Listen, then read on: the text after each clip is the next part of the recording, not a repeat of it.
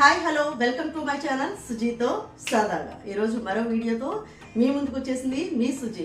ఈరోజు మనందరికీ ఎంతో ఇష్టమైన రెసిపీ బాదం మిల్క్ అండి. అది ఏ విధంగా ప్రిపేర్ చేసుకోవాలో ఒకసారి మీకు కూడా చూపించేస్తాను, మీరు కూడా చూసేయండి. ఎందుకంటే బాదం మిల్క్ అంటే ప్రతి ఒక్కరికి చాలా ఫేవరెట్ రెసిపీ అండి. అది బాదం పాలు ప్రిపేర్ చేసుకుని చాలా తాగాలని చాలా మంది చాలా ఇష్టంతో ఉంటారండి. అది ఏ విధంగా ప్రిపేర్ చేసుకోవాలో ఒకసారి మీకు చూపించేస్తాను, మీరు కూడా చూసేయండి. మనం ముందుగా స్టవ్ వెలిగించుకొని ప్యాన్ పెట్టుకుందామండి. ప్యాన్ పెట్టుకొని 1/2 లీటర్ పాలు వేసుకుంటున్నానండి నేను.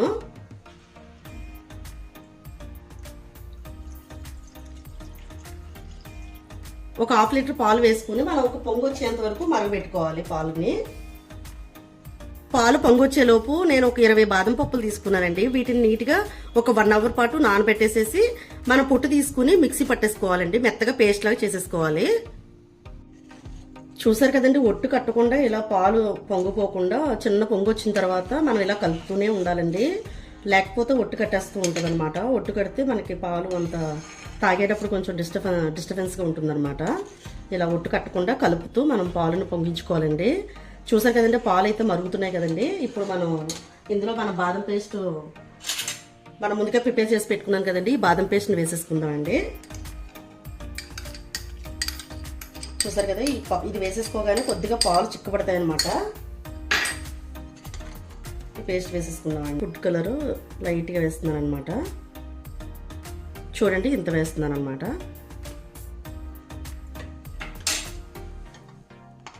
కొంచెం కలర్ కోసం వేస్తున్నానండి. ఇది కూడా వేసుకుని అలా కలుపుకోవాలి. చూసారు కదండి, పాలు మరుగుతున్నాయి కదా. ఇప్పుడు మనం ఒక 1 టేబుల్ స్పూన్ ఇలాచీ పౌడర్ వేసుకుందామండి.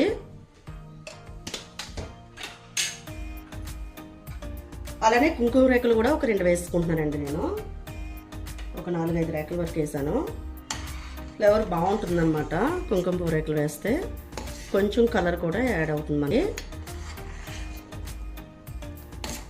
చూడండి, పాలు మరుగుతున్నాయి కదా.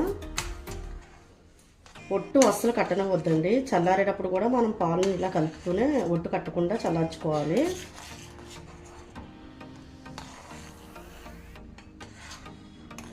ఇప్పుడు మనం షుగర్ వేసుకుందామండి. ఇందులో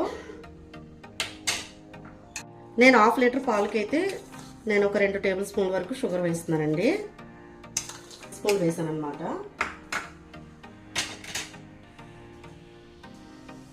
షుగర్ కూడా కరిగేంత వరకు మనం మరిగించుకోవాలండి పాలు.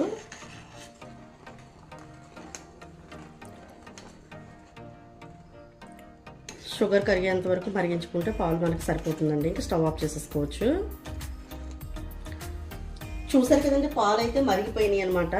మనకి పొంగు వచ్చేసినాయండి. మనకి షుగర్ కరిగిపోయింది అనమాట చక్కగా.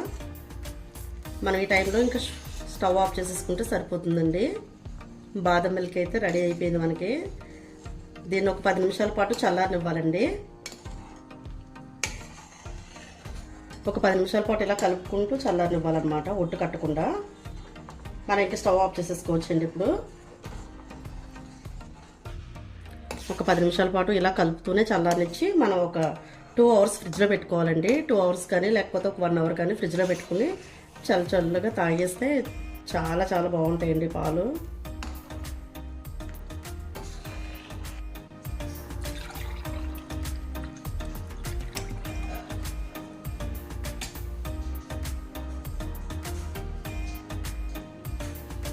చూసారు కదండి, మనందరికీ ఎంతో ఇష్టమైన సమ్మర్ స్పెషల్ బాదం మిల్క్ అయితే నేను ఏ విధంగా ప్రిపేర్ చేసుకున్నానో మీకు చూపించాను కదండి. దీన్ని టేస్ట్ చేసి టేస్ట్ ఎలా ఉందో ఒకసారి మీకు చెప్తానండి.